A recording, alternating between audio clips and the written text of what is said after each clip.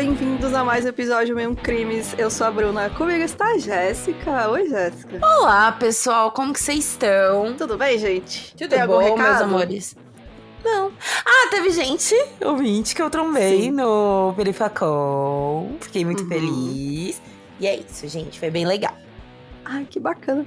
E o único recado é, pra quem não sabe, já saiu o episódio 1001 Filminhos. Essa semana vai sair outro. Então, o que a gente falou no segundo? Nem eu lembro. Nossos favoritos. Exato. Então, a gente falou sobre Hereditário e o Bebê de Rosemary. E foi muito legal. Então, se você quiser ouvir, apoia a gente. Tem só apenas um apoio agora, gente. A gente teve que fazer esse esquema aí, porque algumas plataformas não deixam a gente postar, né? Com mais de um tier. Enfim, estamos no Apoia-se, estamos no Orelo. E para quem quiser apoiar e escutar por outras plataformas, está no nosso Discord. Então, para quem tem acesso lá, a seção de apoiadores está no Discord. Tem uma pastinha lá para vocês escutarem também. Então, o primeiro episódio foi sobre a trilogia da Bruxa de Blair. E esse segundo vai ser sobre Bebê de Rosemary e Hereditário. E foi muito legal. A gente conversou sobre muitas coisas. E aí, não passei pano pro Polanski, tá, gente? Só porque, não, gente, pelo amor de Deus. Pelo amor de Deus! Apenas um recado sobre este episódio, que ele tem gatilhos de abuso doméstico e abuso sexual, então fiquem atentos. E bora lá pro caso de hoje, se preparem, porque... Mais um caso desgraçado, amiga, né, eu gente? fiquei, assim, eu não ficava tão puta com o caso há muito tempo como eu fiquei com esse. Então... eu quero que vocês embarquem comigo nessa aventura que vai ser na base do ódio. Amiga, eu vou embarcar, que esse daí eu tô tentando lembrar, mas não tô lembrando. Não, é na base do ódio. Então, bora lá pro episódio de hoje. Bora passar raiva pro meu povo.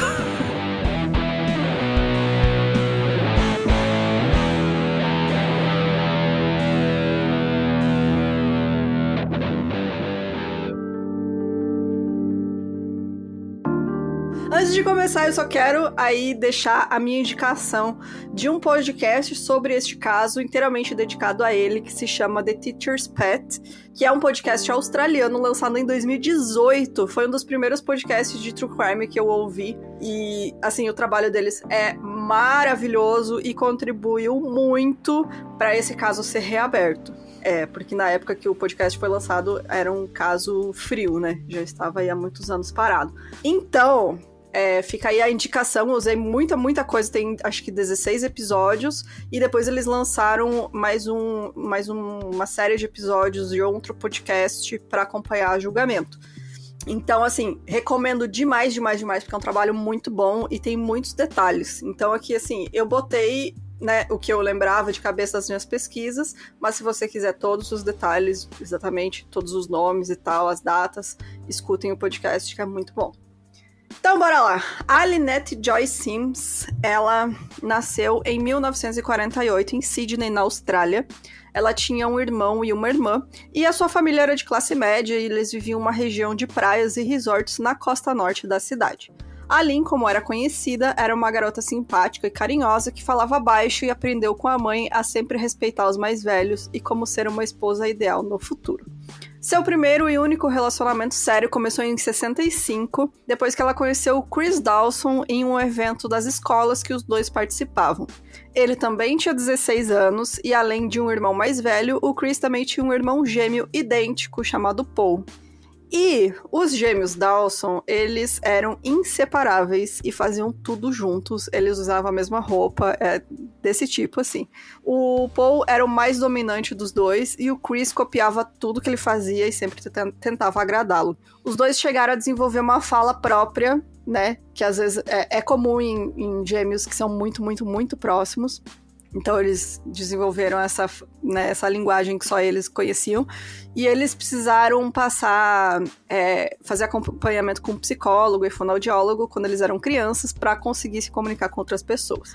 Até para outras pessoas que também tinham irmãos gêmeos, os Dawson pareciam ter um relacionamento exageradamente próximo e de codependência. Então, não era saudável, assim, vamos dizer isso, né? Não era saudável. Lynn e Chris namoraram por alguns anos e se casaram em 26 de março de 1970. Naquele mesmo ano, Lynn se formou como enfermeira depois de estudar no Hospital Infantil de Sydney. Ela amava crianças e se sentia realizada de poder trabalhar com elas. E seu sonho era ter filhos com Chris. Na família normal, né? O sonho dela. É, exato. Bom, Chris e seu irmão Paul jogavam rugby desde muito novos e conseguiram seguir a carreira profissional no esporte. Eles jogaram no Newton Jets de 1972 a 1978 e só aceitaram entrar para o time se os dois pudessem ser contratados e jogar juntos. Gente, que codependência, né, galera? Então, eles tinham até recebido propostas, assim, só pra um e eles não aceitavam. Eles falavam, não, se vai um, vai ter que ir os dois. E assim, um deles era um bom jogador, o outro era mediano, assim, sabe? Não era bom. Mas enfim, esse time aceitou eles. Ganhando um bom dinheiro com a carreira de jogador, Chris e Lynn conseguiram juntar dinheiro suficiente para comprar um terreno de $31 mil em Bayview, né? Em 1975, e pagaram cerca de $70 mil para construir a casa de seus sonhos. Essa casa atualmente é avaliada em quase $2 milhões. Conseguiram crescer, né? Não, e assim, 30 mil era muito dinheiro pra época. Em 75, muita grana. 70 pra mil mim, era 70 mil já ia me ajudar tanto, galera. Então, mas na época era muito, muito dinheiro. E assim, aí eles fizeram a casa dos sonhos, assim. A Lynn que fez toda a pesquisa de como ela queria e tal, fez toda a decoração. Então era uma casa muito bonita mesmo. Hoje em dia, essa casa ainda existe, mas na época era uma região, assim, mais afastada, que não tinha muitas casas. Então tinha muito matagal, tinha muita área de mato mesmo, né, que eles chamam de bush lá na Austrália. E, enfim, era uma casa num lugar meio isolado, assim. Hoje em dia é cheio de casa lá em volta e é avaliado em 2 milhões, porque é uma casa bem grande. Era assim, um terreno enorme, enorme, enorme. O Paul também, né, o irmão do Chris, o irmão gêmeo, também já estava casado e tinha 2 filhos com sua esposa, mas a Lynn e o Chris estavam com dificuldades para conseguir engravidar. A Lynn ficou com medo de nunca conseguir realizar seu sonho de ser mãe e conversou com o Chris, que concordou que eles poderiam começar o processo burocrático para adotar uma criança. Em 75, os gêmeos Dawson e suas esposas participaram de um documentário da ABC chamado Checkerboard sobre os irmãos gêmeos que tinham relações extremamente próximas. Nessas filmagens é possível ver a Lynn como ela era, né? Uma mulher muito educada, muito agradável. Ela falava com uma voz super calma, né? E ela, assim, comentou sobre como ela não via problemas em dividir, entre aspas, o Chris com o irmão gêmeo. E tem umas coisas meio estranhas nesse documentário. Uma delas é, tipo, o irmão dele falando, não, a gente é muito, muito, muito chegado. Nossa, a gente é muito íntimo. Mas não somos gays, tipo... Ninguém imaginou que vocês eram gays, vocês são irmãos, tá maluco, sabe? E tipo assim, sei lá, eu acho que é até normal, assim, às vezes tem irmão que é meio grudado mesmo, estranhamente grudado, mas é. Exato, e aí era o caso deles. Você não vai imaginar qualquer... Mano, pelo amor de Deus. Ninguém vai imaginar isso, pelo amor de Deus, sabe? São irmãos, gêmeos. Mas enfim, sabe, isso aí me lembra, sabe aqueles caras que tem masculinidade frágil, sabe? Sim, eles fazem qualquer movimento, mas eu não sou gay. Exatamente. Sabe? Abracei um cara. Acho este cara um cara bonito. Mas eu não sou gay. Querido, eu nem perguntei isso. Nem ó. E tem no podcast tem entrevistas com a esposa do Paul, né? E pensa numa mulher escrota, cara. Nossa senhora, que ódio que me dá dessa mulher. Porque ela fica falando assim, a Lynn tinha inveja, porque eu fiquei com o irmão que é mais dominante. E a gente já tinha filho, o sonho dela era ter filho. E aí ela só conseguiu ter filho depois da gente, não sei o que. Ela tinha inveja, sabe? Pessoa assim... Fico puramente aquele meme, Mona, você tem problema? Exato, tipo isso. Mas enfim, a Lynn era uma pessoa assim... Sabe aquela mulher que fala... Professora, sabe? Professora de primário, calma. Assim, aquela mulher calminha, fala mansinho, assim. Ela era isso, cara. Tanto que ela amava cuidar de criança e tal. Era essa área dela que ela gostava. Virou enfermeira, né? Pediatra. Então, as filmagens é legal pra ver esses trechos por conta disso. Assim, você vê a personalidade dela mesmo. É uma pessoa muito doce mesmo. Paul Dawson morava no mesmo bairro que Chris e Lynn. E quando a documentação para o processo de adoção estava quase pronta, Lynn descobriu que havia finalmente conseguido engravidar. Chanel Dawson nasceu em 1977 e apenas 2 anos depois, Lynn conseguiu engravidar novamente, dando luz a outra filha chamada Cherry em 1979. Depois de se aposentar dos campos de rugby, tanto Paul quanto Chris estudaram para se tornarem professores de educação física em escolas de ensino médio.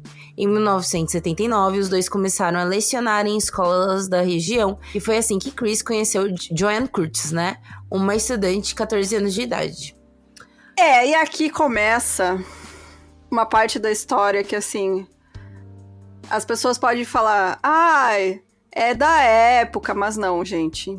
Nenhuma época isso é aceitável um professor se envolver com uma adolescente. Pra mim, mandando a real, galera, eu acho, no geral, inclusive se a pessoa for adulta, eu já acho meio, sei lá, gente, eu tenho um preconceito, entendeu? Porque assim, por exemplo, quando eu estava no cursinho, você tem uns 18 anos, certo? Uhum. Professor do cursinho com seus 40 e poucos anos, cheio de dar em cima. Tipo... É um negócio que eu estava falando esses dias com um amigo, assim. De que, tipo, a diferença de idade em si não é o grande problema, certo? Uhum. Porque, por exemplo, eu estou com 33 anos.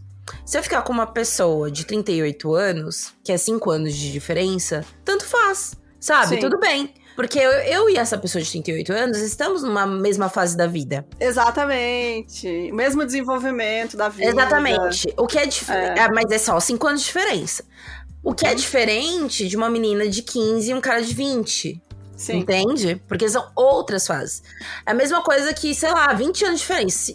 Beleza, a pessoa tem 30 anos e tá namorando uma pessoa de 50 anos. São 20 anos de diferença. Mas que ainda não, a pessoa de 30... já viveu bastante. Já viveu muitos relacionamentos, muitas questões. Então ela vai ter uma certa maturidade pra vivenciar algumas coisas. Agora, 20 anos de diferença, se uma pessoa tem 14 e a outra tem 34, não. Entendeu? Exatamente. Porque são fases da vida diferentes. Então, a grande questão que eu acho desse lance de professor e aluno é porque, além de tudo, dentro do meio, enfim, acadêmico e tudo mais, há uma relação de poder. Uhum. O professor é sempre muito encantador pra gente, assim, óbvio, sabe? Mas cabe a ele dizer não, né? Mas o professor, tipo, boas partes já se apaixonaram pelos professores, sabe? E tal. Por quê? Uhum. É uma pessoa muito inteligente, é uma pessoa que te dá atenção, é uma pessoa culta, é uma pessoa que você quer ser também, em parte, né? É uma figura de autoridade que tá Exato. ali, né? Então é muito fácil você ser manipulado, enfim, né? Então, tudo isso que eu quis dizer é que essa relação professor-aluno, mesmo quando não é menor, dependendo, né, gente? Não tô falando geral, porque aí eu não quero... mas eu casei com meu professor. Gente, calma. Calma. Sim, exatamente. Eu tô falando que, no geral, eu acho meio complexo. Então, é isso. Eu até lembro, eu tinha um professor que acho que era de inglês, que todas as meninas da sala achavam ele bonito, tinha umas que se arrumavam, assim, a 8ª série, sabe? 7ª, 8ª série, que é 13, 14 anos. E na época, né, agora tem 9º ano, né? Na minha época não tinha. E as meninas se arrumavam, botavam batom e tal. E ele era muito simpático, só que, tipo, mano, era um cara adulto. Ele nunca fez nada, sabe? Nunca. Ele nunca tirou proveito. Exato, ele limitava. É que, sei lá, eu já convivi com um professor que não limitava, inclusive... sabe? Fazia piadinha, essas coisas. Sim. Né? Hoje em dia, não sei se tem hoje em dia isso, sabe? Mas na minha época tinha, assim, professor que hoje em dia tranquilamente estaria preso. Mas... então, né? Mas assim, é uma das partes que mais me revolta. 2 coisas me revoltam mais nesse caso. Uma é esta relação, que a gente vai ver que não é exceção, o que já é um problema gigantesco. E também depois... a ineficiência da polícia, né? Que aí já é um padrão aqui que a gente vê em vários casos, mas nesse, pra mim, é absurdo. Enfim, quem que era a Joanne? A Joanne, né? Assim, muitos locais não tinham revelado quem ela era, né? Protegido a identidade dela, mas eu resolvi colocar aqui porque hoje em dia ela já fala sobre isso. Ela já é uma mulher adulta, né? Então, ela Ela conversa sobre o caso, né? Já está envolvida, e enfim. A Joanne, ela tinha uma família bem problemática. A mãe dela era casada com um homem violento e alcoolista, e a Joanne tinha que obedecer ele e aguentar seus abusos calada para não apanhar. O Chris conheceu a Joanne e logo ele começou o processo de grooming dela para poder abusar dela sem ser questionado. Ele deu um jeito de colocar a Joanne como sua aluna no ano escolar que se seguiu, no ano seguinte. E aos poucos ele foi conversando com ela, ganhando sua confiança, sempre com elogios e palavras bonitas, para a menina fragilizada em uma situação vulnerável. Não demorou muito. Inclusive Joanne. É isso, viu, gente? O grooming. Explicando o que é grooming, né? É esse lance de uma manipulação desde criança, né?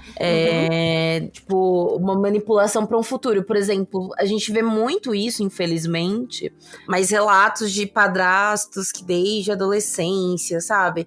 Um vínculo pra futuramente, aí a menina fala, não, tô apaixonada por ele. Aí você vê aquelas histórias de, a menina foi lá e tá com um padrasto. Hoje em dia ela tem 17 anos, né? Já é adolescente, tá com um padrasto. Mas aí você vai ver que aquele padrasto, ele faz a cabeça daquela menina desde muito novo, desde né? muito cedo. Até que o momento que aquilo se torne, entre aspas, aceitável, sabe? E acontece muito em relações de poder, né? Justamente, você falou padrasto, professor, pastor, sabe? São sempre homens nessas posições, assim, que eles se aproveitam desse acesso que eles têm às adolescentes e crianças pra fazer justamente isso, preparar o terreno, né? Preparar, deixar a criança, adolescente confortável, né? Fazer ela confiar nele pra aí acontecer o abuso. E assim, não demorou muito pra Joanne, então, com 15 anos, cair nos braços do Chris Dawson, seu professor de educação física de 32 anos, com 2 filhas pequenas. As filhas dele, nessa época, tinham 4 e 2 anos. Mano. E eu acho muito importante pontuar que a Joanne foi uma vítima do Chris também. Então, a própria família da Lynn, o irmão dela e tal, eles conversam com a Joanne, eles consideram ela como também uma vítima do Chris. Ela, assim, eles nunca foram hostis com ela, nada. E uma das filhas da Lynn com o Chris, que é a mais velha, na verdade, a Chanel, ela também já conversou com a Joanne, enfim, ela deu várias entrevistas já contando realmente que ela também considera a Joanne como uma vítima. E que ela foi, né, gente? 15 anos, pelo amor de Deus. Sim. O Chris consolava a Joanne, comprava presentes pra ela, passeava com ela. E esse tempo que ela passava com ele, ela tava longe do ambiente violento da casa dela, né?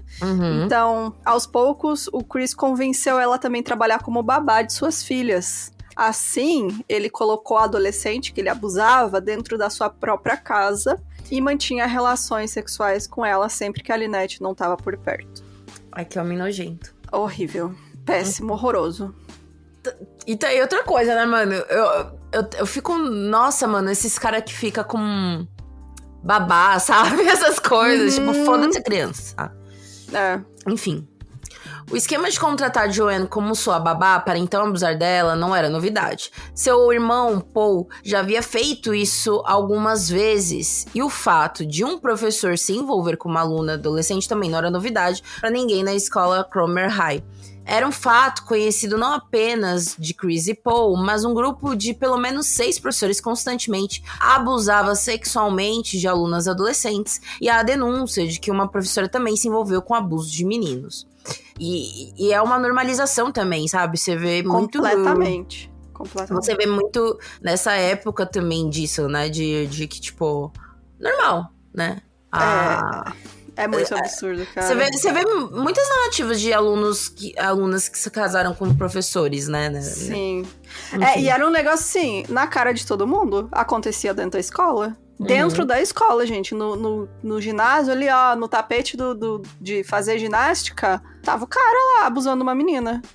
Professor se trancando em sala com adolescente. E era assim. E todo mundo sabia. Todo mundo sabia.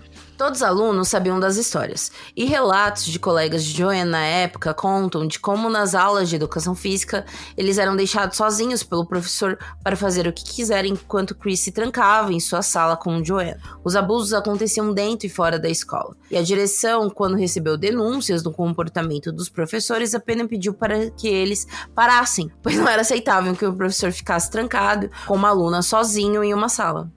Eles só falavam, para com isso, que feio, e não faziam nada. Nenhuma medida administrativa foi tomada, nenhum dos professores foi demitido ou denunciado pela polícia, e as únicas pessoas que tentavam fazer algo eram as mães de alunos da escola. E quando descobriram o que estava acontecendo, iam ameaçar pessoalmente os professores. E aí vira uma cadeia de violência com violência. Violência, né? Não, mas o que acontecia? Eles paravam de abusar os filhos específicos dessas mulheres que iam reclamar, as filhas, mas aí atacavam outras, né? Abusavam de outras. Crianças à disposição, infelizmente, né? Exato. Era um círculo ali de abusadores que fazia isso direto. Isso sem contar que provavelmente existem pais que não deviam acreditar nas crianças. Não, e você também, adolescente com vergonha, sabe, do que estava acontecendo, não fala nada também. Adolescente manipulado também, sabe? Também, completamente. Que nem eu falei, esse lance do grooming é muitas vezes o adolescente acreditar que não, aquele cara é o amor da vida dela.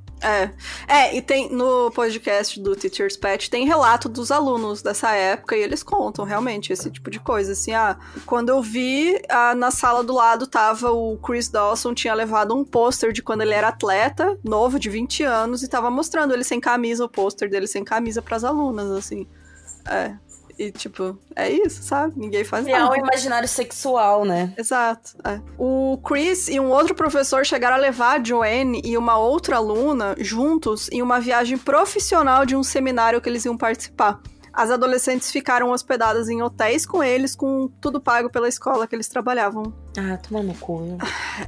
E assim, é muito triste, porque a Joanne, ela não era, normalmente as vítimas que eram, né, as principais vítimas desses professores eram as meninas populares, né, as arrumadinhas, que tentam ser adultas, né, as meninas que se adultizam, né, que querem ser uma mulher de 20 anos, mas elas têm 15 ainda. E acabam ainda. Que são muito, eu não sei, eu acho que principalmente na época, a tentativa de ser um padrão, sabe, e tudo mais. Sendo que já adultizavam as crianças por si só, né?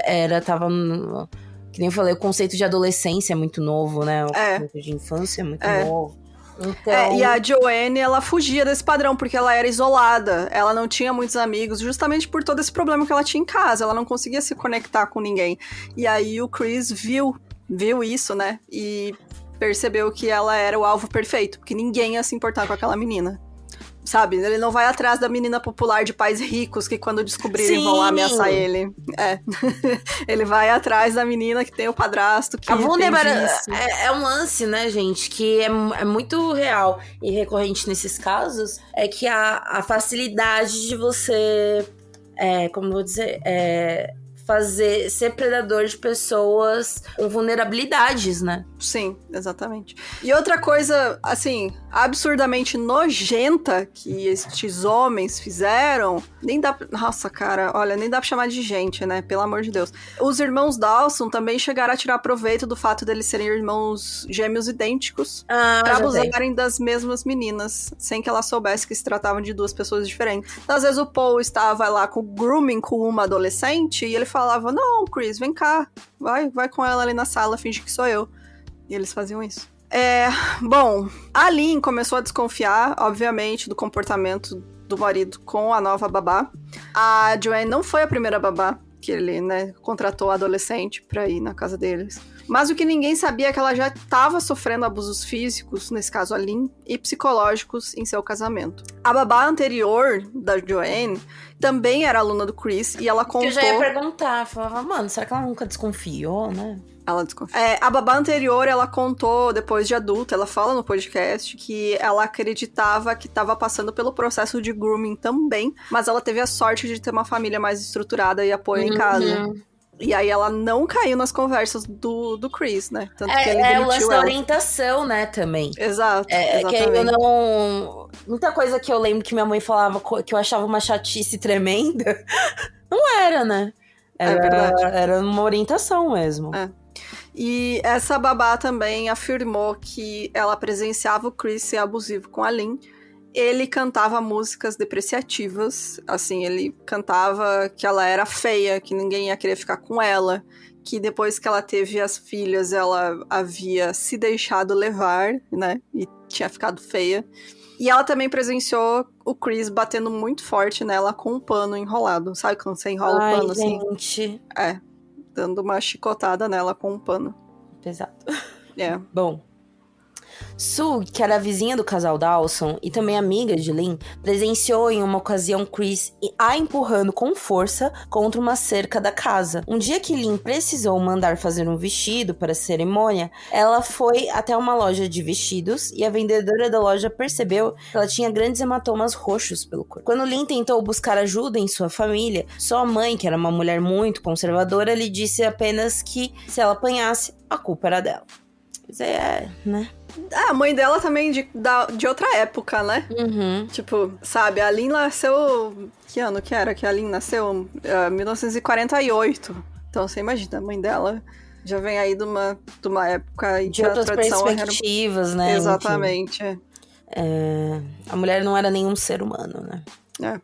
E que se ela desconfiava que Chris estava tendo caso, era dever de Lynn colocar um basta na situação e fazer tudo para salvar esse casamento. E aquele lance também de que é a amante que é a grande culpada, né? Ou é a mulher que não está fazendo o suficiente, Exato. né? A esposa. Não foi o suficiente, ela vai procurar na rua, né? Exato. Enfim. Lynn não era uma pessoa de confrontos, mas ela estava chegando ao seu limite. Isso porque em outubro de 81, Chris convidou Joanne para morar na sua casa com sua família. Ele convenceu Lynn dizendo que a menina precisava sair de casa, pois seu padrasto era abusivo e ela não tinha para onde ir. E as crianças já gostavam de Joanne, e com ela em casa, Lynn teria mais liberdade das filhas e poderia fazer mais coisas do que gostava. Ela trabalhava em meio período como enfermeira pediatra, mas todo seu dinheiro era administrado por Chris, né? Pra controle, né, gente? Completamente, ele tinha total controle sobre ela. Total, assim. E lembrando que o Chris era ex-jogador de rugby. Ele era um cara muito grande, muito forte. Muito forte. Então, assim, ele às vezes pegava no braço dela mais forte e ficava roxo, sabe? O braço dela. Assim, ele se aproveitava. A Lynn também dependia completamente do Chris pra sair de casa. Isso porque eles moravam em uma região mais afastada e ela não sabia dirigir. E lá nos Estados Unidos eu acho bizarro isso, né? É Austrália, amiga. Austrália, desculpa. Pisei, tá, gente? Mas na Austrália... eu ia falei Estados Unidos porque, tipo assim, Austrália, Estados Unidos, alguns países são completamente dependentes de carro. Eu fico brisando com isso, sabe? Estados Unidos completamente. Você tá, tipo, 3 quadras do mercado da sua casa, você não consegue ir a pé, porque não tem calçada. Sim! Não tem calçada, gente. Não dá pra andar. Não dá pra caminhar. Tipo, pode. Só grandes metrópoles, né? Tipo... Só Nova York, assim, sabe? Tem transporte público e tal. Mas, enfim, né? Nesse caso deles é porque eles realmente moravam numa parte bem afastada. Era quase rural. Quase, não chegava a ser rural, mas era bem afastada mesmo. Então, ela dependia dele. Interior também, né, amiga? Aquelas casas muito distantes uma da outra, distante. Né? Tem que ter um carro, uma moto, alguma coisa. Mas, assim... Ao invés de ensinar a Lynn a dirigir, ele fazia isso só com a Joanne. Ele ensinou a Joanne a dirigir. Mas a esposa dele não, porque ela tinha que depender dele. Mas a Joanne ele ensinou. E isso também era mais uma desculpa que eles tinham pra passar tempo a sós, né? Ele levava... Aí ele falava, tô ensinando ela a dirigir. Daí saía com ela no carro. O Chris também drogava a esposa pra que ela dormisse mais cedo e ele pudesse passar a noite com a Joanne. Isso tudo a gente tem de informação de relatos da Joanne. E que depois de adulta ela contou, né? Sim, quando o Chris queria passar a noite comigo, ele preparava um drink pra Lynn e ela dormia mais cedo. Olha só que coincidência, ela ficava com muito sono depois que ele preparava drinks pra ela. E aí eles conseguiam passar tempo juntos. Meu Deus. Enfim, né?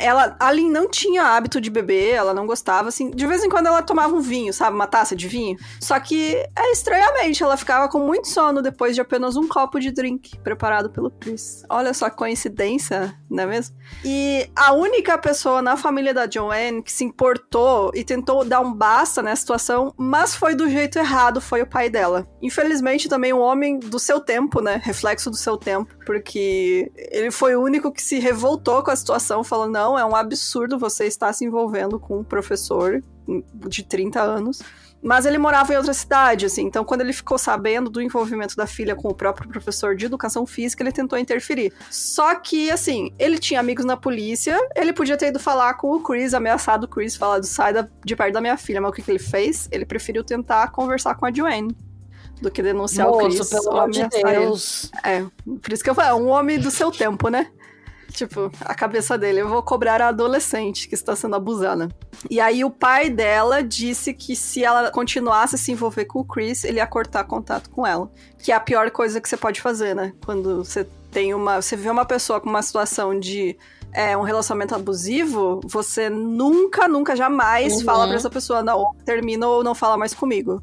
Por quê? Porque uma hora essa pessoa vai precisar de ajuda, ela vai cair em si, e aí ela vai precisar que alguém esteja lá com a mão estendida pra ela, falando, não, eu tô aqui, quando você precisar de mim, estarei aqui. É isso que ela precisa. Mas esse senhorzinho aí não sabia, tentou dar o jeito dele, não deu certo, a Joanne não queria terminar, e o pai cumpriu a promessa e ficou sem falar com ela durante anos.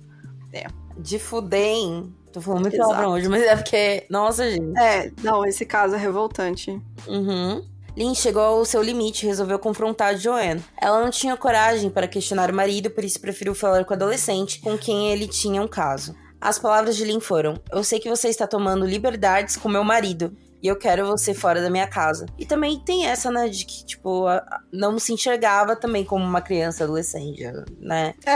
Pra ela é a outra, né? A mulher, que o meu marido está me traindo com outra mulher. Não é uma mulher, né, gente? Mas na época tinha essa visão. Não querendo que Joanne ficasse longe de seu alcance, Chris arranjou para que ela fosse morar com seu irmão Paul e a esposa dele, algumas casas de distância. Agora Chris estava determinado a ficar com Joanne e largar Lynn.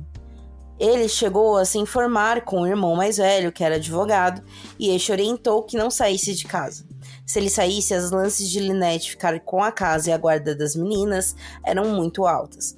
Se ele quisesse a chance de não sair do casamento sem nada, teria que arrumar outra maneira.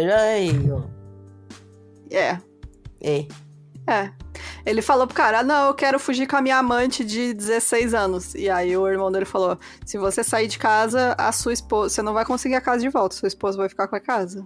Se você se divorciarem, não sai de casa. Tenta entrar em um acordo com ela. E aí ele, que acordo? Não. Claro que não, né? Vou dar meu jeito. Bom, em dezembro, Chris tentou convencer a Lynn a vender a casa, mas ela se recusou. Ela realmente amava demais aquela casa, porque foi ela que fez, né? Tipo, ela que planejou tudo. Ele chegou a assinar um acordo de venda de cerca de $258 mil, mas a Lynn também era dona da casa e sem a assinatura dela, ele não conseguiu fazer a venda.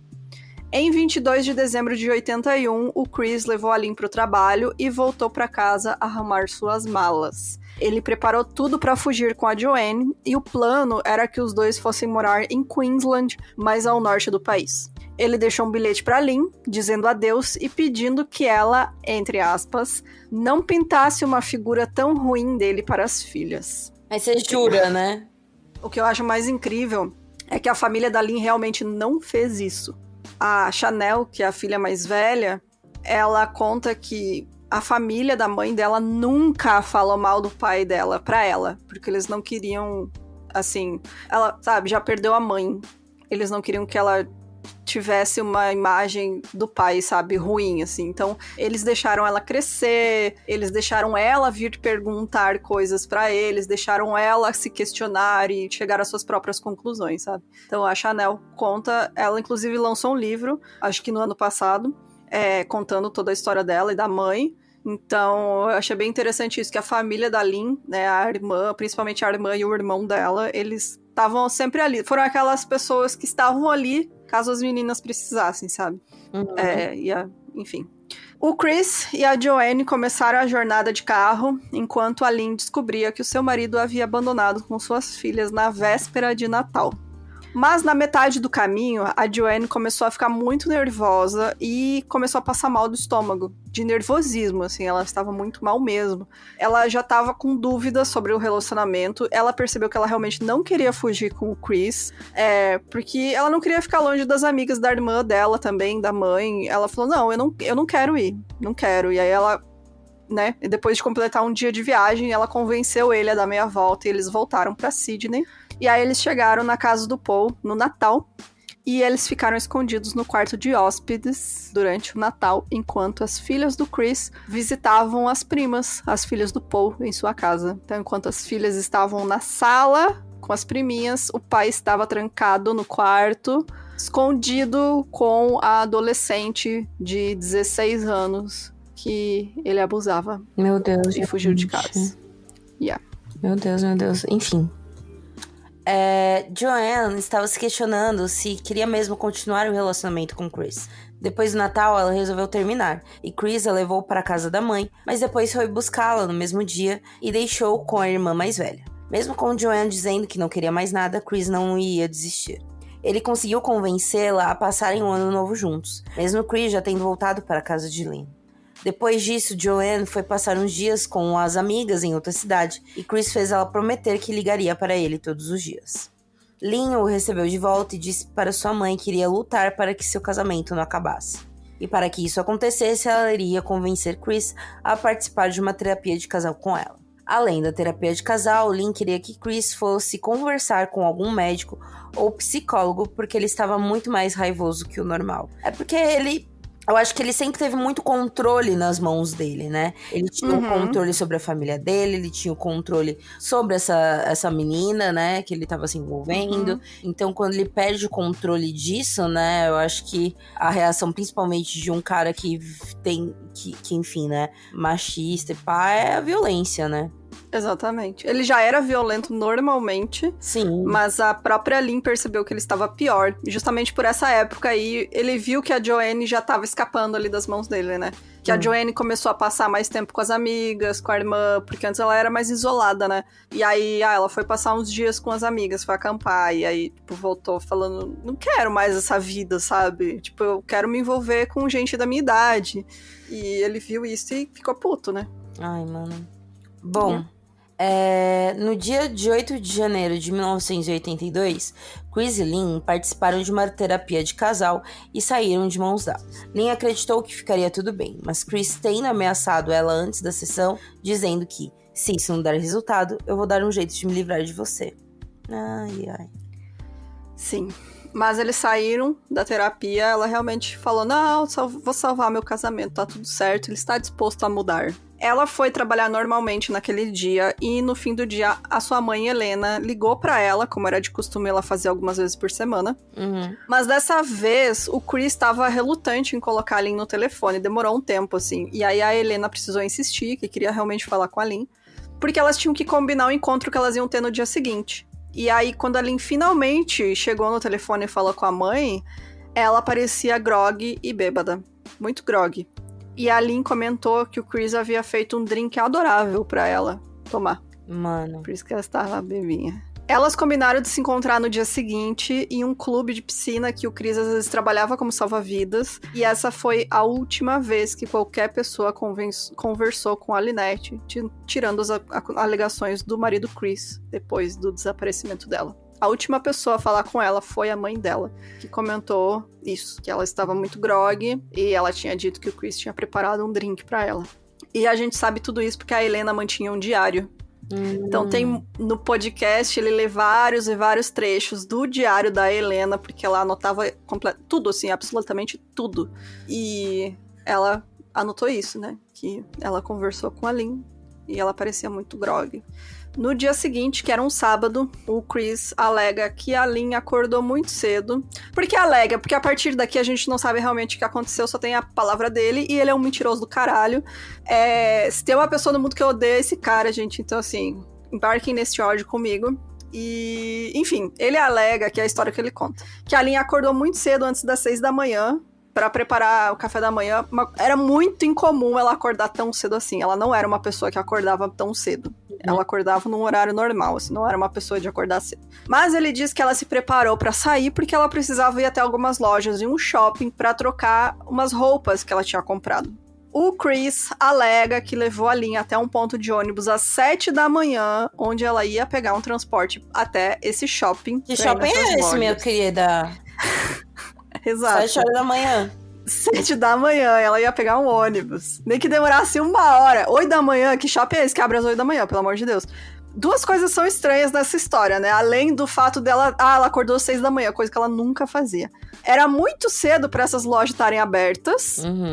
Muito cedo. E não tinha por que a Lynn ir de ônibus se o caminho que ele ia fazer mais tarde até o clube passava perto dessas lojas. Era mais fácil e mais conveniente que ele tivesse dado carona pra ela até essas lojas algumas horas depois. Faz mais sentido, né? O que é especulado, que a gente, né, as teorias que são mais aceitas, né, porque fazem mais sentido. Que ele assassinou a Lynn na noite anterior, depois de ter drogado ela. E na manhã seguinte, ele saiu de carro muito cedo para se livrar do corpo. E aí ele inventou essa história para ter um álibi, caso alguém tenha visto ele sair de carro. O que faz sentido agora. Faz muito sentido, muito sentido.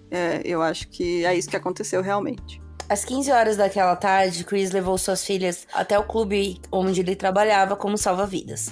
A mãe dela, né, a mãe da Lynn, Helena, iria encontrá-los no final da tarde, quando Lynn também deveria chegar ao clube. Chris também havia convidado um amigo de longa data, que ele não via há algum tempo, para encontrá-lo no clube.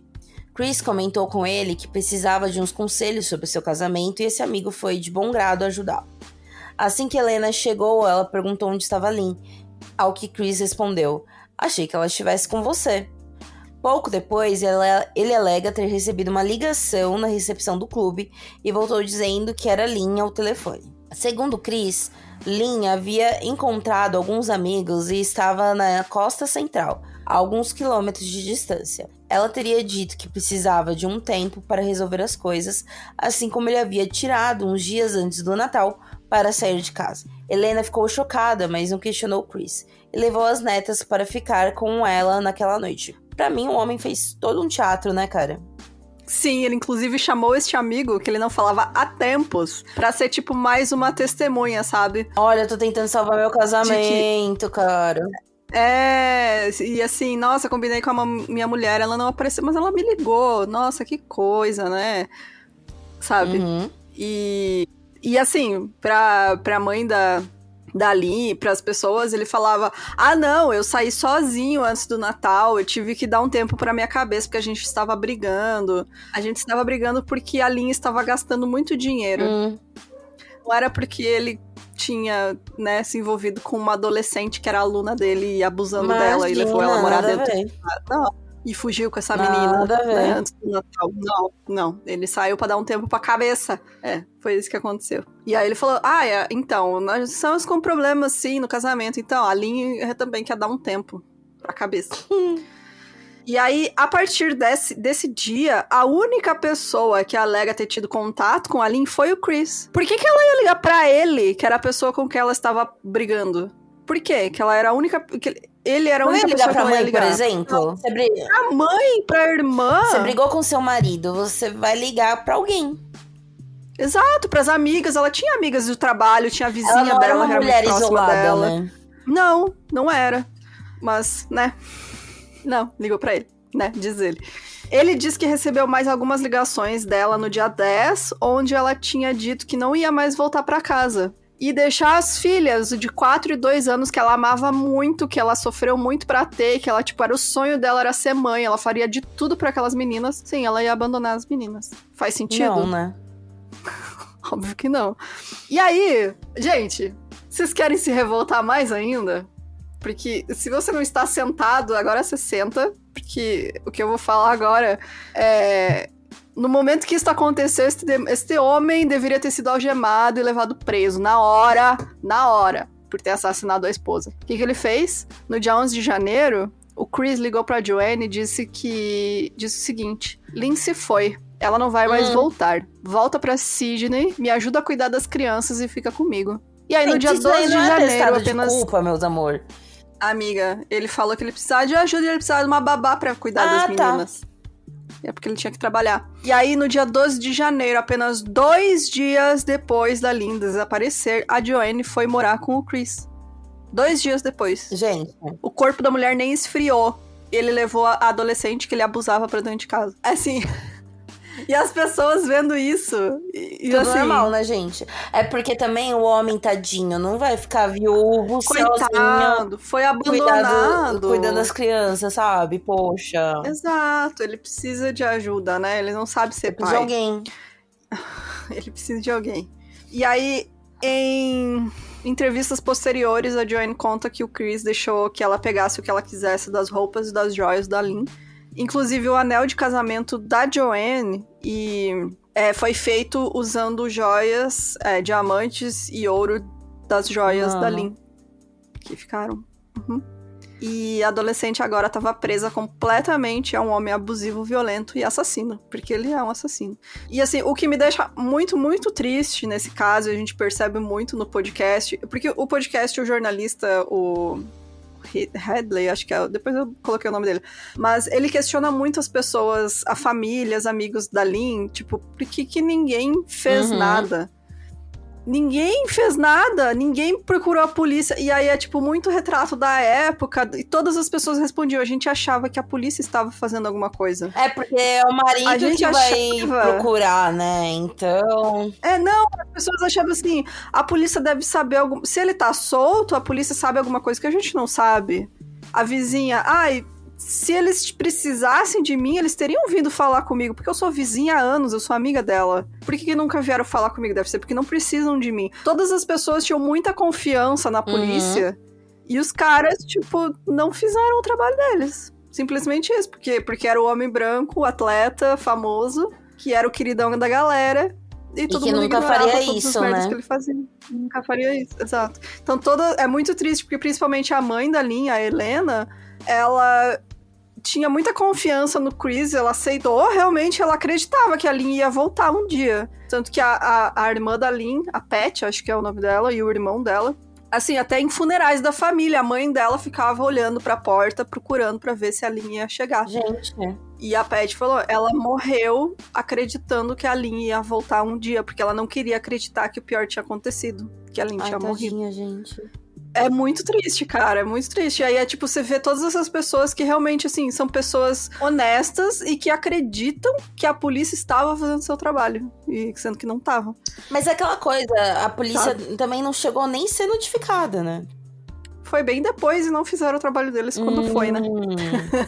Porque justamente o Chris era o queridão, era o cara famoso, era o atleta, era o ídolo. Ele não faria isso, lógico, né? Não. Ele não, coitado, foi abandonado pela esposa.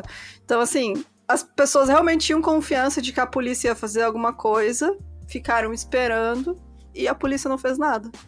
É muito revoltante esse caso. Essa é a segunda coisa que mais me revolta nesse caso. É esse descaso, assim, das autoridades, sabe? Em dezembro, Lynn havia encomendado um retrato de suas filhas com um artista local. Quando a artista ligou no meio de janeiro para avisar que o quadro estava pronto, Chris respondeu a ela que Lynn havia ido embora e não ia querer mais o retrato. A família e os amigos de Lynn estavam preocupados com seu desaparecimento, mas eles acabaram acreditando nas palavras de Chris de que ela havia ido embora e abandonado as filhas, mesmo que isso fosse extremamente improvável de acontecer. Gente, sei lá, gente, eu não ia acreditar nada. Eu na hora ia pedir pra investigar, porque se eu sei, se é ciente de que ela estava sendo agredida... Assim, nem todo mundo sabia que ela estava sendo agredida. Era muito escondido, Entendi. Porque ela realmente não falava, ela era muito discreta sobre a vida dela. Mas você vê o cara se envolvendo com uma adolescente, botando a menina morar dentro da casa dele 2 dias depois que a mulher sumiu. Não tá desesperado, porque mesmo, vamos supor que eles tivessem, que ela tivesse, né, de fato largado ele e as crianças, né, deixado eles e abandonado, né, ainda assim ele estaria desesperado atrás dessa mulher. Sim, né? Exatamente. Por que ele não ia fazer falar, nada, não, né? foda-se, Ia sabe? atrasar. Não ia, gente, não ia. Ninguém queria pensar que o pior pudesse ter acontecido. Também a negação, né? E ninguém sabia que o relacionamento dos dois era violento e abusivo. Em 18 de fevereiro de 82, Joanne completou 18 anos. Alguns dias depois, Chris finalmente reportou para a polícia que sua esposa estava desaparecida. Segundo o relato de Chris, ele não tinha ficado sabendo de nenhuma notícia de Lynn nas últimas 4 semanas.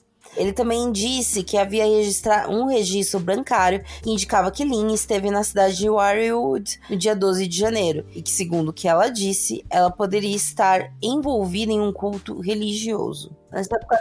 Ele tirou essa história do nessa cu época dele, ele gostava assim, muito, tipo, é seita, viu? ela fugiu com uma seita, com um culto, e é isso. Foi embora. E ele tem muitas alegações disso, assim, não, mas tem o registro aqui do cartão. Ela nem tinha conta no nome dela, sabe? Ele controlava o dinheiro ele não dela. deixava.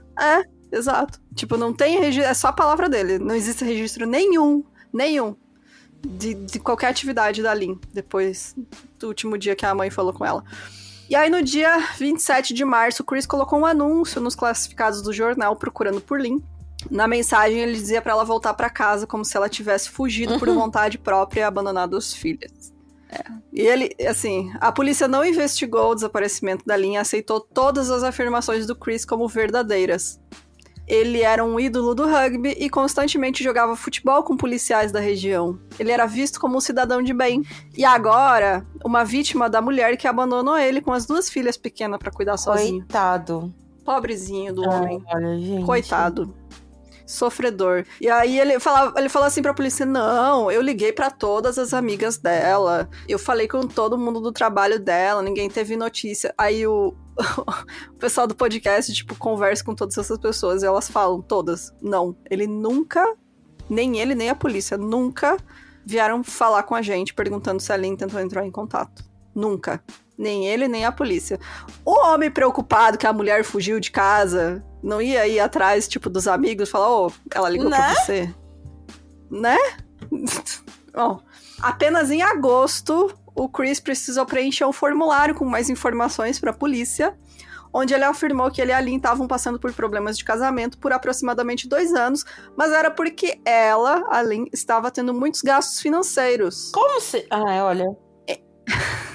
Em nenhum momento ele mencionou pra polícia sobre o seu envolvimento com uma aluna adolescente que ele colocou dentro de casa 2 dias depois da Lynn sumir. E a polícia também não fez questão de investigar. Foda-se, né? Ela já tem 18 anos, né?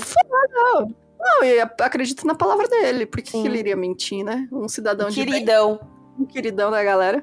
Em setembro, quando seria o aniversário de 35 anos de Lynn, gente, muito nova. Muito nova. É muito triste você ver as fotos dela, cara. E, tipo, você acha ela nova, você vê as fotos da Joanne, é uma criança. Uma criança de 15, 16 anos. As fotos dela com as filhas deles, assim, quando ela era babá, né? Não, tipo, e aquela coisa, né, que nem se falou de, tipo, uma criança mais adultizada e tal. Mas ela era mais inocente mesmo, né? Ela era. E ela, inclusive, dá relatos de que, tipo, o Chris não deixava ela se arrumar, usar maquiagem. Ele queria que ela parecesse uma criança. Ela, tipo, tinha que dormir com um pijaminha de adolescente. Gente. Ela não podia parecer uma mulher adulta, não podia. Tipo, ele não deixava ela se arrumar. Tipo, se maquiar, usar salto, vestidão, essas coisas. Não podia. É muito perturbador. Nossa, cara, é muito horrível. A família dela colocou anúncios em 2 jornais implorando para que ela ligasse para eles avisando que estava bem. Em outubro, Chris levou todas as coisas de Lynn que ainda estavam na casa para a mãe dela embalados em sacos de lixo. Chris conseguiu entrar com um pedido de divórcio em junho de 83, alegando que sua esposa o havia abandonado. Em 15 de janeiro de 84, ele se casou com Joanne na casa que havia construído com Lynn. No final daquele ano, os dois se mudaram para Queensland e Joanne já estava com dificuldades relacionadas a filhas de Chris. Ela era jovem e não conseguia se ver como mãe das meninas. Chris insistia que as duas a chamassem de mãe e Joanne relutava. Claro, né, gente? É uma adolescente, 18 anos. E aquele lance também, né, de tipo... Não é uma evolução comum da adolescente, sabe? E talvez... Exato. Por exemplo, você vê um caso de uma menina que tem gravidez na adolescência, há uma dificuldade até ela se ver enquanto mãe. Imagina, tipo... Não, ó, essas crianças aí, ó, tem metade da tua idade. São suas filhas. Não existe isso. 5 e 3 anos nessa época. Sim, era... E ele, tipo, exigia que ela tratasse as duas como princesas, assim, era tipo... Ele fazia exigências, sabe? Dizer, as meninas vão te chamar de mãe, você vai ser a mãe delas. E ela, tipo, não me vejo como mãe delas, sabe? Eu não quero ser a mãe delas. E ela constantemente falava pra ele, quando é que a tua esposa vai voltar, a tua ex-mulher, e vai pegar essas meninas? Porque eu não quero ser mãe delas, elas têm mãe. Quando é que a Lynn vai voltar? Provavelmente a ideia dela, né, que nem eu falei, após o grooming, após toda a complicação, é que ela provavelmente queria construir uma família dela, né, não... Exato. E aí aconteceu, eventualmente, ela engravidou, ela teve uma filha também, com o Chris. Essa filha nasceu no mesmo dia que a Lynn foi vista pela última vez. Eu achei muito interessante que a irmã da Lynn falou uma frase, assim, no podcast, que ela fala, às vezes, uma ferida muito grande precisa de algo muito bom acontecendo pra se recuperar. E ela diz, é isso que aconteceu nessa data. Era a data que a minha irmã foi assassinada, e agora é a data que a filha da Joanne nasceu. E, bom, a Joanne enfrentava os mesmos abusos que a Lynn passou com o marido, incluindo violência física, verbal e sexual. A Joanne conseguiu pedir o divórcio em 1990, e pouco depois do seu primeiro depoimento para a polícia sobre o desaparecimento da Lynn, o que acabou acendendo, na verdade, a primeira investigação de verdade do caso. Gente, 1990. Eu não sei se é uma brisa minha, mas a Joanne e a Lynn eram bem parecidas, né? As duas loiras, né? E tipo, loiras, o rosto parecido também. Sim, ela era uma versão bem jovem da Lynn. De quando a Lynn conheceu o Chris, ela era como a Joanne. Realmente, ele quis trocar a mulher por uma versão mais jovem dela.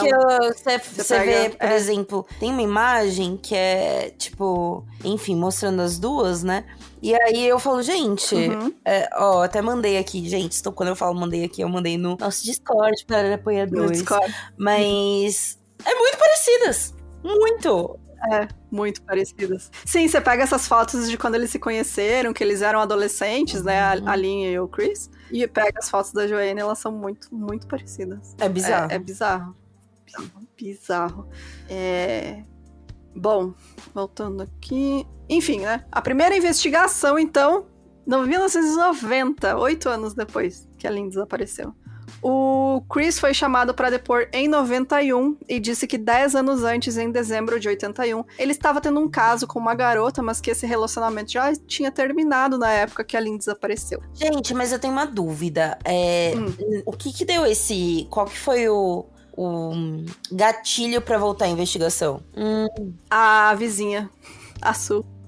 A Sue, ela começou a cobrar a polícia, e a polícia, tipo, falava, não temos corpo, não temos evidência, ele diz que ela fugiu, tem avistamento dela, não sei o quê. Avistamento dela era o Chris falando pra mãe dela, não, a Lynn foi vista em tal lugar, sabe?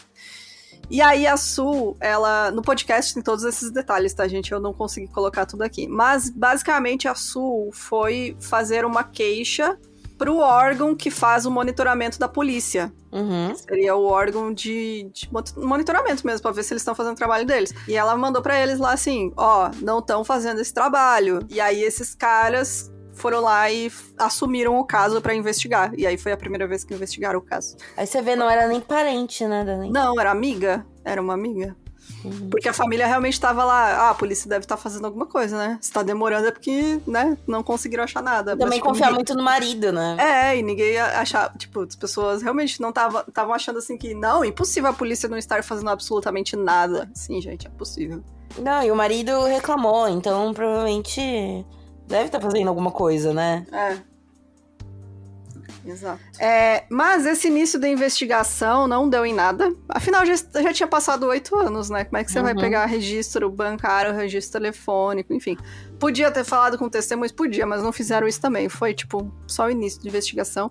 Uma das únicas pessoas cobrando as autoridades pra fazer o seu trabalho era a Sue, essa amiga e vizinha. E aí ela conseguiu continuar pressionando eles. Ela tinha uns amigos na polícia, e aí, pela primeira vez, em 1998, um investigador foi dedicado somente para este caso, que é um policial que merece aí ter o nome dele divulgado, que era um cara chamado Damian Looney, que foi o único policial deste caso inteiro que fez o seu trabalho, que ele tentou fazer o trabalho dele. Em 98, gente, aconteceu em 82, o assassinato dela. Gente... É muito absurdo, né? E aí o Damian Looney fez um trabalho incrível, assim, tem muito do podcast foi possível por conta dessa investigação dele. Ele descobriu que os primeiros depoimentos do Chris tinham sumido dos registros da polícia, afinal ele tinha amigos policiais, né? E aí ele garantiu, olha só que coisa, sumiu. Mas na época curiosidade, né, galera? Olha só que coisa, né? Mas na época que a Sue fez a reclamação lá para aquele órgão que era responsável pelo monitoramento, eles assumiram a investigação, eles tinham uma cópia desse depoimento. Então, né, tinha nesse local, e aí eles conseguiram recuperar. E o Damian, né, ele garantiu que as suas entrevistas com as testemunhas não iam sumir dessa vez e fez tudo gravado. Então, dessa vez não some, hein? Dessa vez não some, estou gravando tudo. E aí a gente tem os depoimentos gravados da Joanne. A polícia australiana é relapso assim mesmo, gente? Oi? A polícia australiana? Eu acho que é da época, sabe, amiga? Era coisa da anos 80, sabe? Também, né, esse lance do... eu acho que talvez é a época, com o machismo da época também. Exato, e o cara era atleta, sabe? Toda essa questão conhecido. Uhum.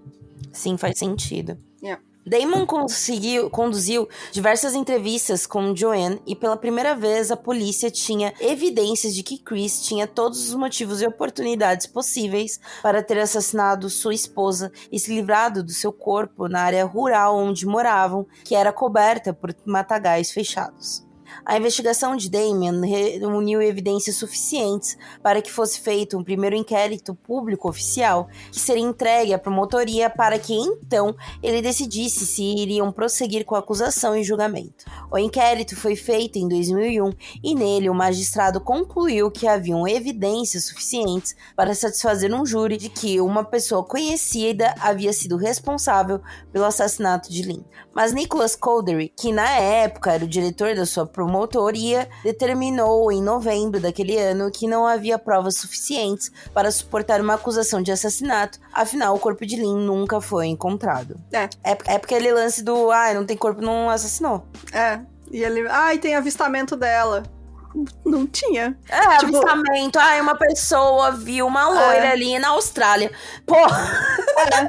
Não, essa imagem que você botou, tem ali uma foto na esquerda, que é Roadshow Mystery. Que foi porque o Chris, ele disse que viu a Lynn em um programa britânico, na plateia de um programa. Essa mulher ali que está ali naquela imagem.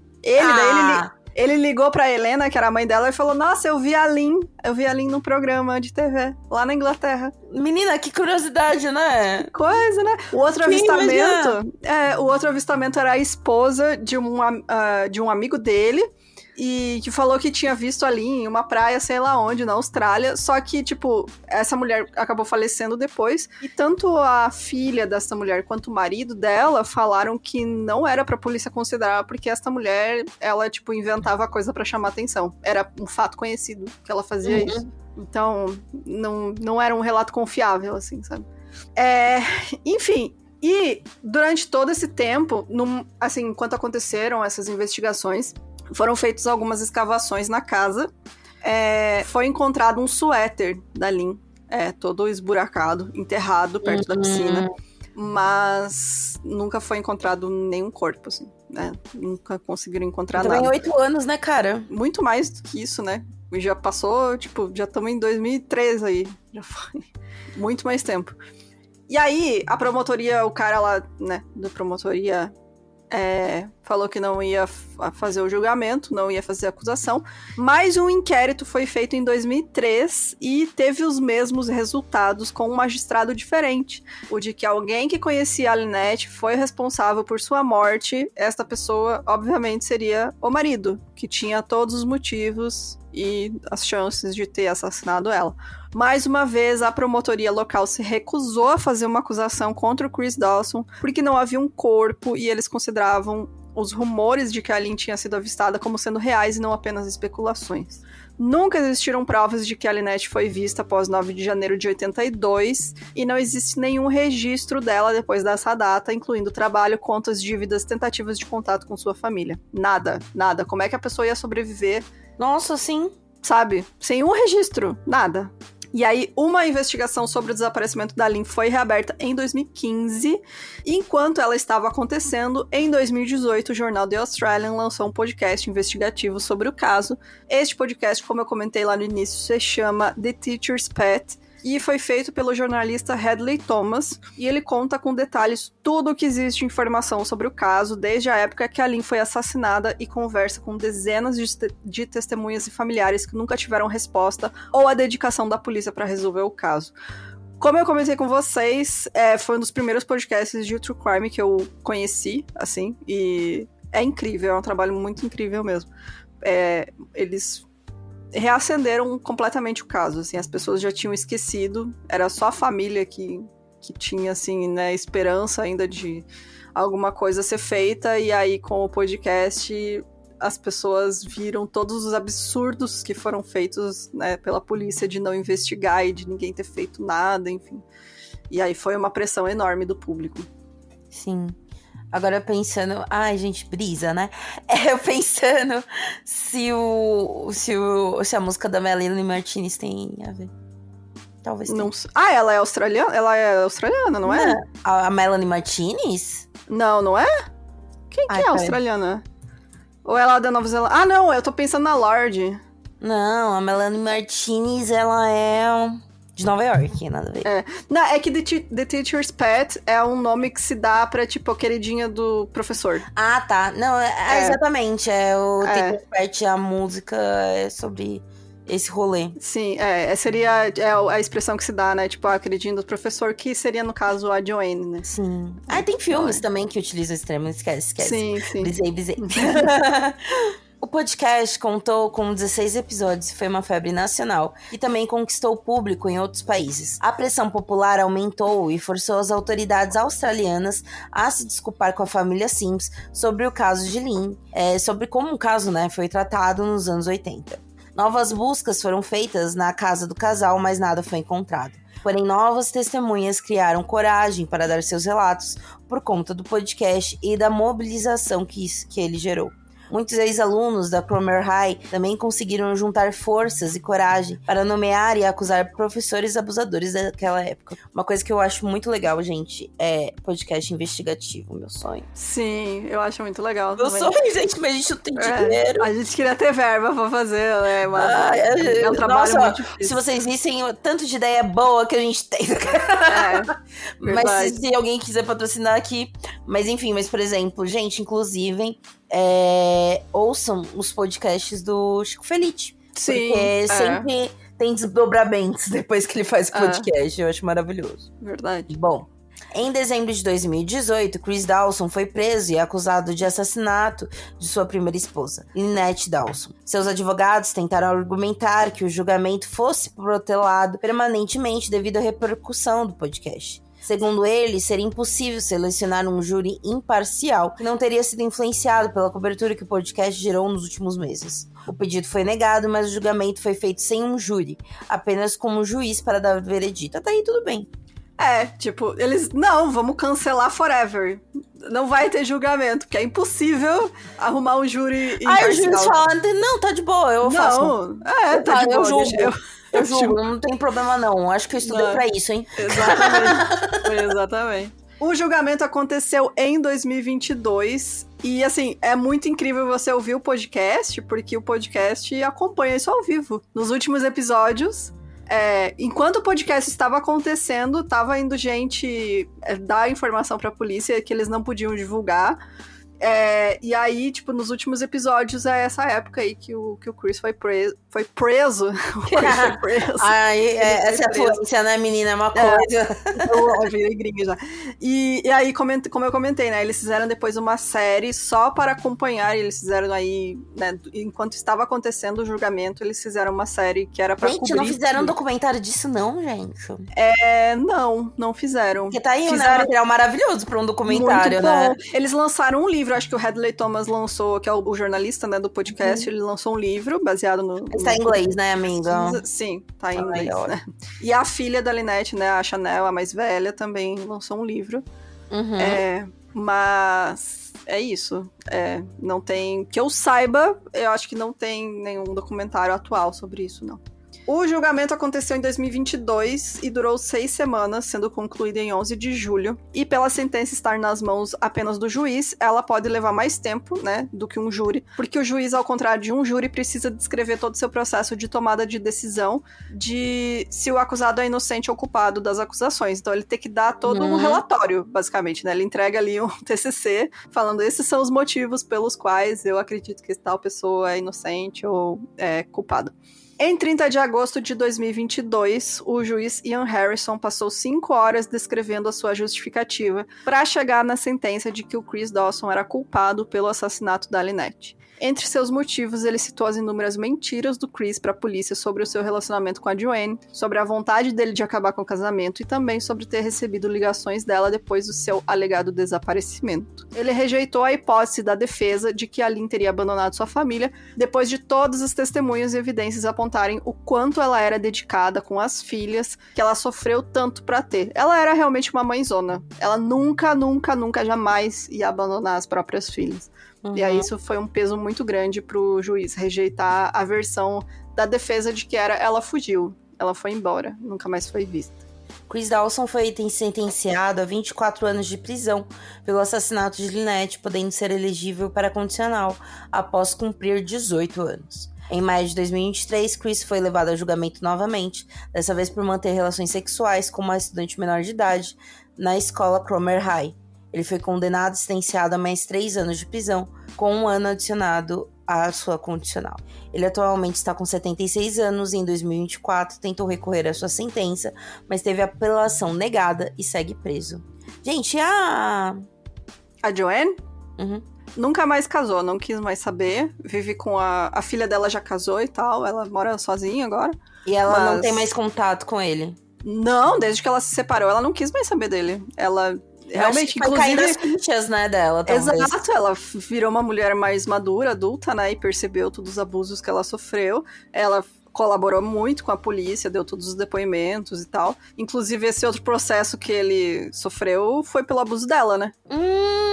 Interessante. Exato. Eu já achei que já era de uma terceira, enfim. Não, foi dela. Ah, interessante, então. Porque tem provas, né, de que eles estavam... Ele mandava cartão pra ela, enfim, ela tem todas as provas de que eles se relacionavam. Então, ela conseguiu aí esse processo, né, de abuso. Gente, que loucura. Que eu acho que pra ela também é super importante, né? Ela ter o fechamento dessa história. De encerrar um ciclo pra todos, né? Exato. E também não olharem ela com um olhar de, usurpadora, sabe? Exato, ela foi mais uma vítima dele, né? E como eu comentei, a filha, a mais velha, a Chanel, a mais velha, ela saiu de casa cedo. Então, ela não teve tanta influência do pai. A filha mais nova, a Sharon, ela sempre ficou do lado do pai. Então, quando saiu o podcast e tal, e começou a mídia vir em cima dele, ela disse que ele estava sendo perseguido, mas, tipo, é a filha, né, gente? Ela cresceu, né, com essa... né, do lado dele, enfim, ele botando história na cabeça dela. E aí a Chanel, hoje em dia, ela dá muitas entrevistas sobre todo esse processo dela de descobrimento e aceitação de que o pai dela assassinou a mãe dela, de como ela chegou nessa conclusão, como era essa experiência dela vivendo com o pai, que ela foi percebendo que ele era uma pessoa ruim, né? Então, e é uma dificuldade, eu não vou expor aqui, porque tem outra situação familiar. Mas na minha família já aconteceu uma violência, né, que houve um falecimento, e enfim. E os filhos têm uma percepção muito diferente. Sim. Os mais velhos têm uma percepção do quão ruim o pai era, mas as mais novas, até hoje, têm uma percepção do tipo... no final, ele fez isso, o que foi de fato um crime, mas ele não era de todo ruim, sabe? Sim, porque essa relação que eles tinham não era ruim, ele não era abusivo com elas, né? Exato. Então, realmente outra visão, né? Porque você não vivenciou aquilo, você era muito criança. E não tem como você culpabilizar também essas crianças, exatamente. esses filhos, né?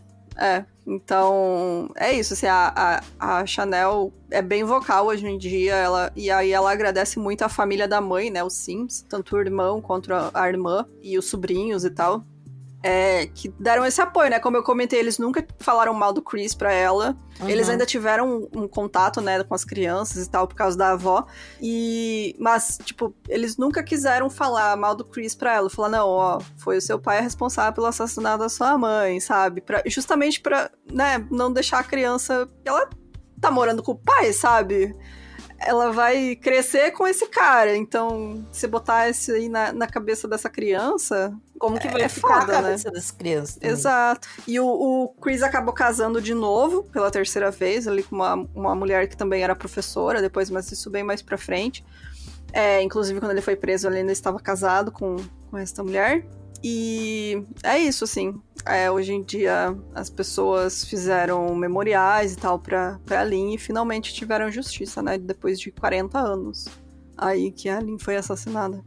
Mas é muito... Gente, eu fiquei muito, muito, muito revoltada pesquisando sobre esse caso. Cada episódio que eu escutava do podcast, eu ficava mais puta. Porque é muito revoltante. E é muito triste você escutar as pessoas falando, a gente era uma mulher que, sabe, ela não era isolada do mundo, ela não era uma pessoa... porque eu acho que, né? Eu acho que a narrativa dela, a gente já fez vários casos, né, que tem a violência contra a mulher, mas tem um grande isolamento, né? Ninguém sabe o que tá acontecendo. Enfim, né? E já não é o caso dela, né? Ela tinha amigos, ela tinha família próxima, mas ninguém realmente sabia o que estava acontecendo dentro da casa, né? E depois que ela foi assassinada e sumiu, as pessoas, tipo, nossa, ela era tão amada, por que ninguém deu alarme, realmente? Porque as pessoas, né, era outra cabeça na época. Todo mundo do podcast que o cara comenta, eles falam, hoje em dia eu sei o que eu deveria ter feito, mas na época era outra cabeça. Na época era quase... de maneira esdrúxula falando, mas a mulher era uma propriedade, né? Exatamente. Mas é isso, gente. Espero que vocês tenham ficado tão putos quanto eu, neste caso. Mas no fim, né, finalmente, aí a justiça agiu, né, finalmente. A polícia fez o seu trabalho. Mas é muito louco, né, também. quando tem uma que ser um jornalista, uma coisa mais privada, pra transmitir essa tensão, né? Exato, tipo, ter que ter o clamor público, né, as pessoas, a pressão, e daí finalmente o governo foi lá e falou, desculpa aí pra família, foi mal, tava doidão, sabe, tipo, precisou tudo isso, toda essa mobilização pra fazerem alguma coisa muito triste. A Bruna, que está aqui, nossa ouvinte, ouvindo a gente, perguntou se o Chris nunca falou o que fez com o corpo, não. Até hoje, nunca encontraram. Ele nunca sumiu? Não, ele diz até hoje que ele é inocente, que ela fugiu. As teorias mais aceitas é de que ele desovou ela em algum lugar de mata, e lá era muito mato, então tinha muitos animais selvagens também, era muito fácil se livrar de um corpo, e é uma área que hoje em dia, assim, se ele enterrou ela no matagal, nunca mais vão achar, sabe? Porque passou muito tempo, agora tem construções, tem casas, enfim. Então... possivelmente nunca vão achar. Fizeram mais escavações na casa, mas não encontraram nada. Mas é isso. Ela nunca foi encontrada. Mas é isso. Vamos para os comentários do último episódio? Vamos para os comentários.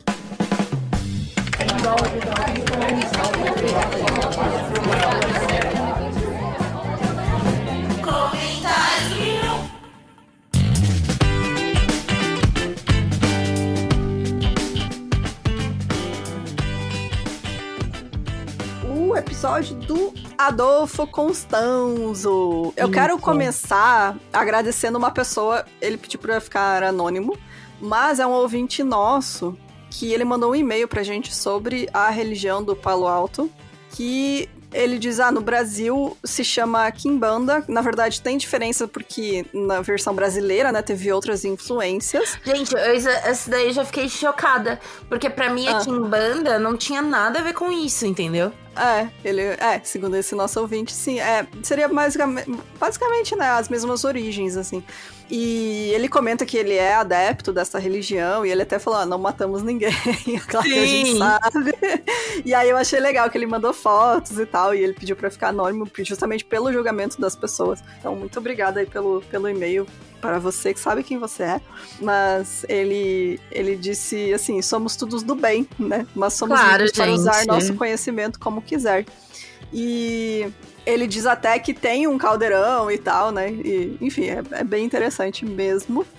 E ele disse assim, eu acredito que o Afonso, ele queria criar quiumbas, que são espíritos perdidos, para manipular. E é isso mesmo, assim, ele queria... Teve até outra pessoa que comentou no nosso Spotify... eu tô procurando, aliás, amiga... Que a enganga, ela é algo vivo, né? Ela precisa de alimento e tal, e é justamente isso. O Adolfo, ele queria alimentar e manipular este espírito, né? Pra fazer coisas pra ele. Então, umas coisas ruins, usando coisas ruins. Mas é isso, muito, muito obrigada aí pra pessoa que mandou mensagem pra gente.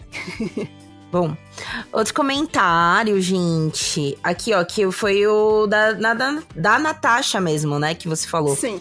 Que a Nganga, nesse caso... Amiga. Nganga. Desculpa, gente, Nganga. Eu sou péssima pra isso. Nesse caso, é um assentamento e é ali que sua divindade vive e se alimenta. Ela não é só uma representação, ela é viva, cheia de fundamentos e etc. Bem, obrigada, viu? Obrigada, gente. É bem interessante mesmo, né? Essa questão. Deixa eu ver. Eu lembro de alguém comentar... Não foi e-mail, né, filha? Foi na outra parte, porque a gente fez 2 partes, né? E aí... É verdade.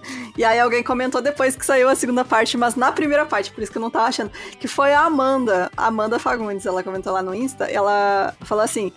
Engraçado que quando a Bruna avisou que o episódio não ia ser dos mais tranquilos, e na verdade possivelmente o pior, eu fiquei lembrando, o pior caso que eu já ouvi foi aquele da fazenda com as espinhas enterradas. Será que vai ser pior? Até a história começar... Até a história começar e eu perceber que só tinha esquecido o nome do caso. Inclusive, achei a descrição de vocês bem leve, amém, de um podcast gringo que eu ouvi, eu não consegui terminar o episódio de tão gráfico que estava. Isso, eu só fiquei mais casca grossa mesmo desde que eu vi. Mas é uma questão nossa mesmo, a gente prefere... Não porque sei. Assim, quando eu fui escrever, né... Gente, horroroso, tá? Não pesquisem.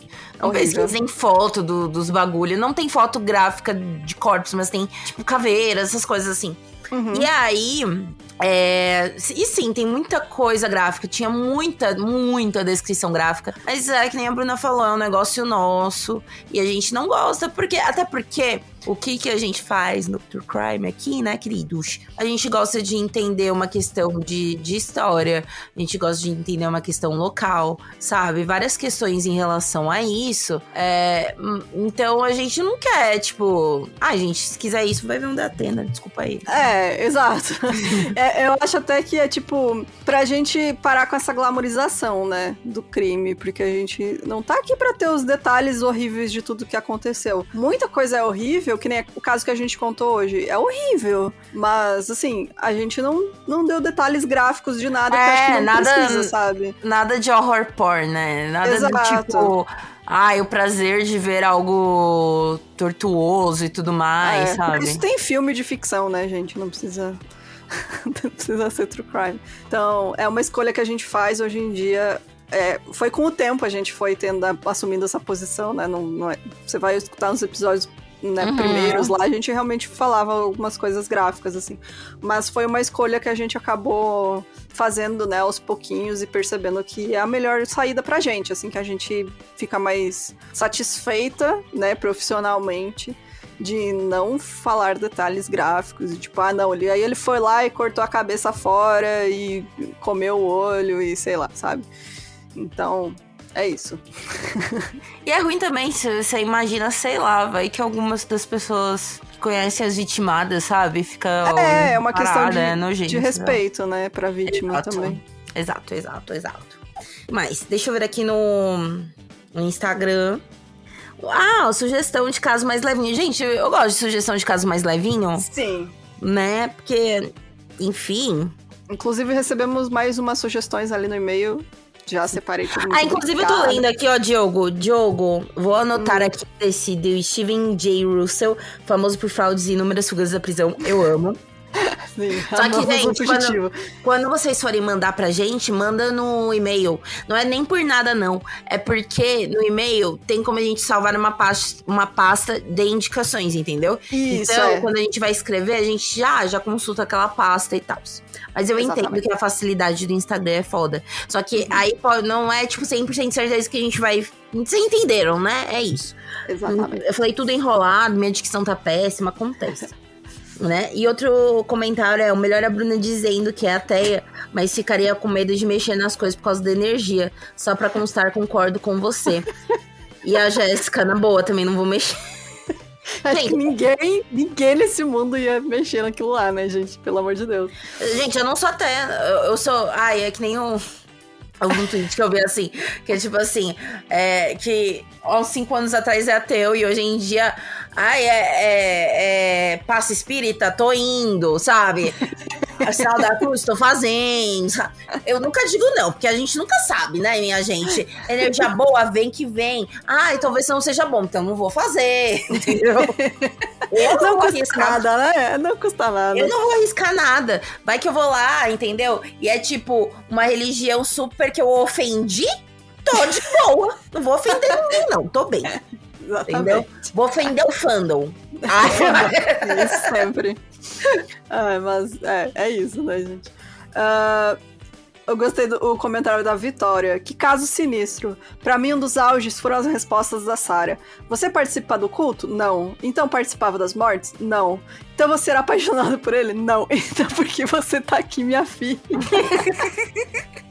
Eu tava de passagem. Tava passando. E nossa, galerinha bacana, né? Me comi um hambúrguer com eles. Não, galerinha bacana, galerinha legal. É isso. Quer ler mais algum, amiga? Senão podemos encerrar. Já foi isso, né, galera? Gente, obrigada pelos comentários. Comentem aí sobre o caso de hoje também. E lembrando que a gente sempre precisa do seu apoio, né, gente? Você pode apoiar lá pelo nosso site milcrimes.com.br. E aí você vai ter vários meios. E para os apoiadores, agora tem o 1001 Filminhos essa semana, então vai sair o 2º episódio. E, inclusive, vai sair um Drops, tá? Porque amanhã eu vou assistir o Long Legs. Então, se preparem aí. Vou deixar o meu reviewzinho rápido pra vocês. E é isso, né, amiga? Eu vou tentar, tá, gente? Eu sei que eu tô prometendo. Eu sou péssima, né? Só faço promessas. Do 1001 Vampiros, porque realmente eu gravei e eu fiquei desanimada quando eu ouvi. Eu me gravei. Eu sei como é, amiga. Aí eu falei, nossa, que merda, ninguém merece ouvir isso daqui, sabe? Aí, o que que eu vou fazer? Vou tentar gravar de novo. Se eu achar uma grande merda, esquece o projeto, tá? Finge que a gente nunca falou nada.